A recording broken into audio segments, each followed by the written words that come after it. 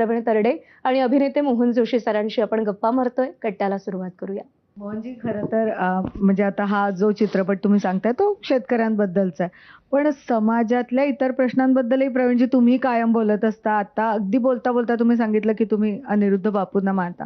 पण आत्ताचा जो काळ आहे, आत्ता म्हणजे आमच्या वृत्तवाहिन्यांवर ज्या बातम्या येतात, त्याच्यात म्हणजे लोक अंधश्रद्धेपोटी कुठला तरी गुरु मानतात आणि मग त्याची पिळवणूक होते.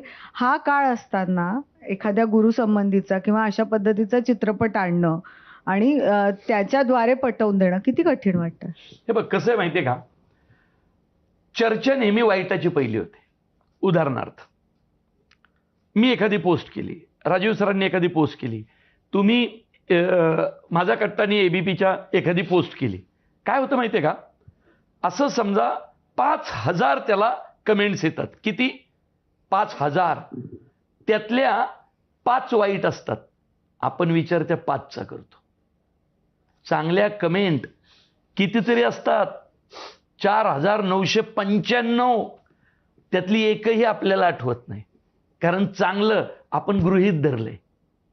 वाईट ज्या अंगावर येतं ते आपण घेतो. आता मराठी कलाकार कुठे व्यक्त होतात त्या भीतीने, की जाऊ दे कुठं आता ते माझ्यासारखं मी दळबद्रीची, मी काय, मला जे माझ्या मनात येईल मी कशाचीच, म्हणजे आपल्याला भीतीच नाही ना कशाची, व्यक्त होतो. सेम तू जे म्हटली, जसं अनिरुद्ध बापू आहेत, अक्कलकोटच्या सगळ्या मंदिराच्या आमच्या इंगळे साहेब आणि त्यांची टीम आहे, गुरु माऊली आहेत, किंवा असे कितीतरी लोक आहेत ना जे समाजासाठी खूप करतायत.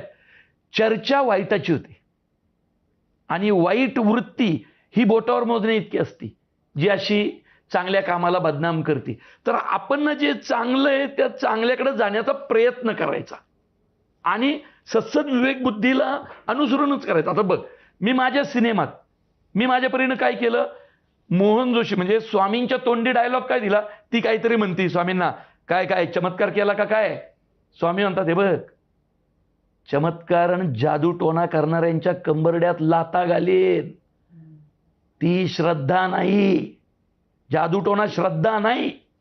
तर माझं हे काम आहे म्हणून, कर्तव्य म्हणून मी ते सिनेमात घेतलं आणि देवाच्या तोंडी दिलं. कुठला देव म्हटलाय रे जादूटोणा करा? माणसाने स्वतःच्या भीतीतनं निर्माण केलेली या गोष्टी आहेत. त्यामुळं चांगलं आणि वाईट कुठेही जाताना, मी असं नाही म्हणत, कुठेही जाताना शांतपणे ती श्रद्धा आहे का अंधश्रद्धा आहे हे तपासूनच प्रत्येकाने प्रत्येक गोष्टीत इन्व्हॉल्व्ह व्हावं. म्हणजे माझा तुम्हाला प्रश्न आहे, मध्यंतरी तुम्ही एक वक्तव्य केलं होतं नसरापूरमध्ये जे 3.5 वर्षांच्या मुलीवर अत्याचार झाला, त्याच्यानंतर तुम्ही म्हणाला की आता माझ्या पुढच्या सिनेमामध्ये स्वामी येतील आणि ते अशा नराधमांना ठेचतील. त्याच्यावरून तुम्ही बरेच ट्रोल सुद्धा झाला की स्वामीजी झाल्यानंतर, घटना झाल्यानंतर